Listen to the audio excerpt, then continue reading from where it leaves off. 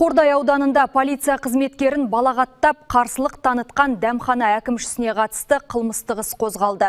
Әйел адам тәртіп сақшыларына бейәдеп сөздер айтып, түрлі заттарды лақтырған. Оқиға аудан аумағында жүргізілген рейдтік шаралар барысында тіркелген.